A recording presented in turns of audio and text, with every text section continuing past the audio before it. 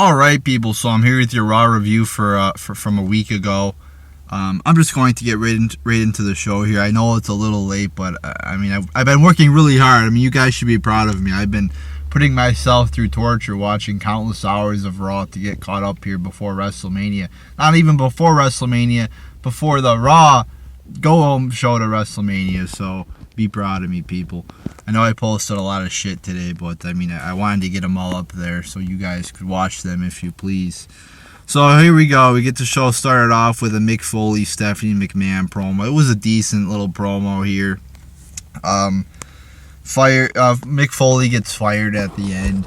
I like Foley's promos. I mean, he talks with passion.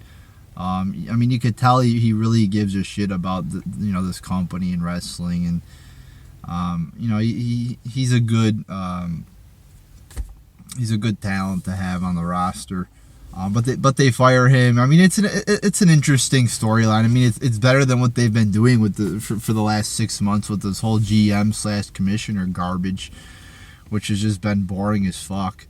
I mean, this adds some intrigue to the storyline now. So he gets fired. Sami Zayn comes out to back up Mick Foley.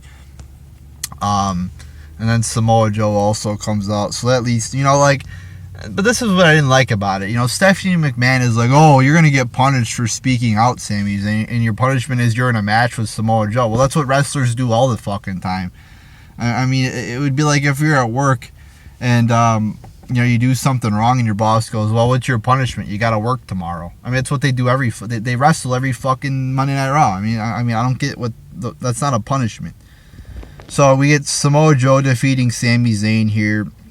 It was a decent match. I gave it a 2.75 out of 5 stars, 8 minutes and 50 seconds long. I mean, he had some good spots in here.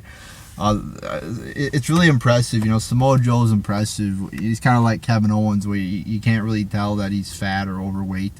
I mean, he's doing suicide dives and shit like that. I mean, it's pretty impressive. I mean, dangerous too, but impressive. So yeah, it was a decent match here.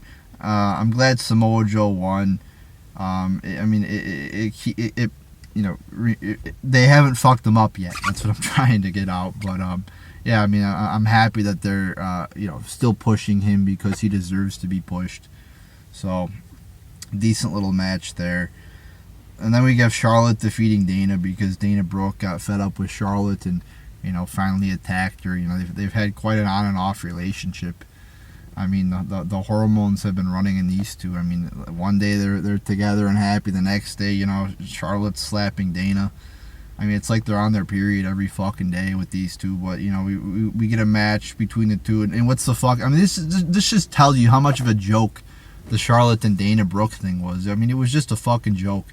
Because their breakup match, usually if a tag team or, two friends break up, they have a big match, Charlotte and Dana have a 3-minute and 45-second match the next week after Raw, in the middle of Raw, that nobody gives a shit about. 0 out of 5 stars. Just terrible. I mean, the whole Dana Brooke is fucking, nobody gives a shit about her. She is terrible. Then we have Owens and Jericho cutting a promo. Jericho goes, oh, I'm going to reveal the real Kevin Owens. So he shows a picture of Kevin Owens, supposedly Kevin Owens. I don't know if it was.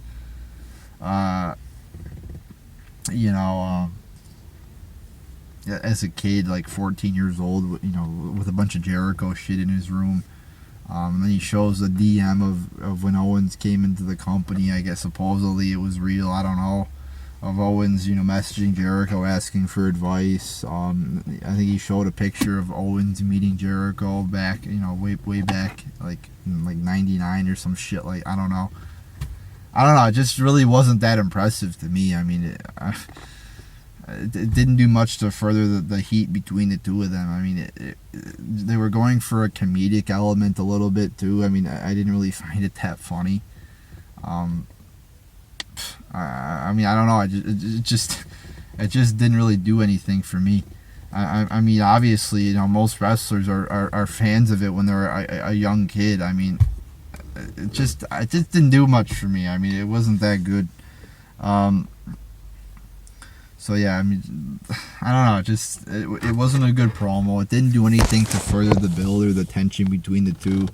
So then we have Samoa Joe distracting Jericho, and then Owens beats up Jericho again. So, I mean, not that good a segment here, people. I mean, pretty basic, pretty ordinary. Nothing, controversial or edgy or surprising or, nothing like that. I didn't really like how he, reveals the real Kevin Owens and talks about what he was like when he was a child, like 15 years ago. It's pretty obvious that, we all know wrestling's a scripted show. So it just doesn't really further the heat between the two, because you're trying to take something that's a real thing, with Owens asking Jericho for help, and then you're trying to incorporate it into a scripted storyline. That shit works in a lot of cases, but it only really works when the shit in real life is the controversial thing. Like, for example, with the whole CM Punk leaving angle, that was some controversial shit, and they applied it into the storyline, and it worked very well. You could do that, but I don't know, it just didn't click for me here. Then we have Kendrick defeating TJ Perkins in 1 minute and 25 seconds. Just a terrible cruiserweight division. The cruiserweight division is in the shits. 0 out of 5 stars. Then we have Nia Jax defeating Bayley. It was an alright match, I have to say. I thought Bayley threw around, or not Bayley. Bayley obviously didn't throw around Nia Jax, but Nia Jax threw around Bayley pretty good in this match. It was good when she kind of started swinging her into the barricade. That was a pretty cool thing to see there. It was an alright match. The thing I don't understand, though, is that I gave it 2.5 out of 5 stars. I forgot to put how long this match was, so sorry, people. But the thing about this is, okay, 2 weeks ago, Sasha Banks beats Bayley to be in this match at Mania, and then last week you have Nia Jax beating Bayley to also be in the match at Mania. So the problem is, 2 weeks in a row, or 2 out of 3. Last week she got her ass handed to her too, Bayley. They're not putting her over, and she's a babyface too. Usually, if they don't put a champion over, they're a heel like Kevin Owens or Seth Rollins. But there's no excuse for this one. Again, if you're going to make somebody your champion, the face of your company, the face of your division, you have to put them over most weeks. You have to make them look strong. Like CM Punk said, you gotta make them look really strong. I don't know if anybody understands that little joke there with Roman Reigns, but hopefully they do. But no, seriously, you gotta make your champion look strong. If you entrust them with your main belt, if you have to put them over most weeks. I don't care if they're a heel, a babyface, or a fucking tweener. You have to put them over. So, especially going into a championship match at WrestleMania too. Then we have Triple H cutting a promo here. I thought it was a decent promo. I like the idea where they're going here, where they're kind of playing the whole. I think that the MCL thing was real. I think they kind of exaggerated it though in kayfabe to make it seem, worse than it actually was. Because MCL tears, you could heal from them in weeks, or they could take months. I read up on it. So they're doing it now where Rollins, is not going to be cleared for WrestleMania for months. But Triple H proposed that they have an unsanctioned match so Seth Rollins can't sue or something like that. It's an interesting idea, I think. So I like where they're going with this. I think the Triple H Seth Rollins match has potential. They've done a really good job. I think in this segment of, again, they do something unique. They add an element to it that makes it. They've done a good job with this shit. Other matches, like Goldberg Lesnar, terrible build. No build whatsoever, even because none of them are even there, and I'll get to that later in this review. This one, you got something. Triple H and Seth Rollins were together for months, in the corporation or the administration or the authority, whatever the fuck they called it. So you had that there. You had Triple H attacking Seth Rollins months ago. You've had promos you've had, Triple H attacking Seth Rollins attacking Triple H. You've done a great job of building up to this match. This is what they have to do with all these matches. They've taken a lot of time, a lot of months to build up to this shit. They've been building it up for a long time. That's what you got to do with every WrestleMania match, or at least the big ones. And look at that. I'm actually excited to see this match. And they've added, it's going to be an unsanctioned match now. Exciting! Unique! Entertaining! Actually looking forward to seeing this shit. Not looking forward to seeing Goldberg versus Brock Lesnar, really. I mean, it'd probably be a fucking 2-minute match if we're lucky. So, decent promo here. I hope they wrap it all up next week, or actually today. With they'll have Triple H and Rollins there, so that should be a good ass match. I'm excited to see it. Then we have Cesaro and Sheamus defeating Enzo and Cass and Gallows and Anderson to remain in the triple threat match. Just a shitty ass 30-second pointless match. Just terrible. Then we have Aries defeating Tony Nese. I believe that's his name. A half star out of 5 I gave this match. It was only a 4-minute and 35-second match. And then afterwards, Aries and Neville cut a short promo. It was only like a 3 or 4 5-minute promo. Again, give the Cruiserweights more time. If you only give them a couple minutes for every segment, every match, every promo, a few minutes, it's going to be shit. Then neither Goldberg or Lesnar is there for tonight. How great is that? Yeah, there you go.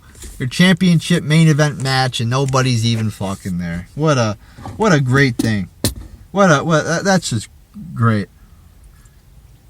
So instead, they give us these 2 video packages of just pre-recorded shit we've already seen before. I mean, this is just terrible. Such a disgrace. Part-timers, bullshit. I mean, when are they going to start creating new stars and actually relying on people who are actually in their primes and not fucking 15 years out of their primes who wrestle 1-minute matches? I mean, it's ridiculous. So, I'm not going to go on about that because everybody knows why it's dumb as fuck. And I don't need to explain it. Because I've already talked about it a lot. Then we have Reigns versus Strowman here. About 10 minutes long. It ends in DQ when Undertaker comes out. So you got Braun Strowman getting up when Undertaker comes out, and Undertaker chokeslams Strowman. Then when Undertaker turns around, Reigns spears him. I mean, it was pretty basic, I thought. I mean, anytime it was cool though to see the Undertaker chokeslam Strowman. That was cool. So I mean, it was an alright ending, but at the same time, it's still pretty basic. I mean, it wasn't anything intricate. I mean, I could have thought of that. I mean, it doesn't take a genius to craft up that thing, that ending. I mean, it's so yeah. I mean, it was an all right little ending there. So there you go. So yeah, there's your Raw review, people.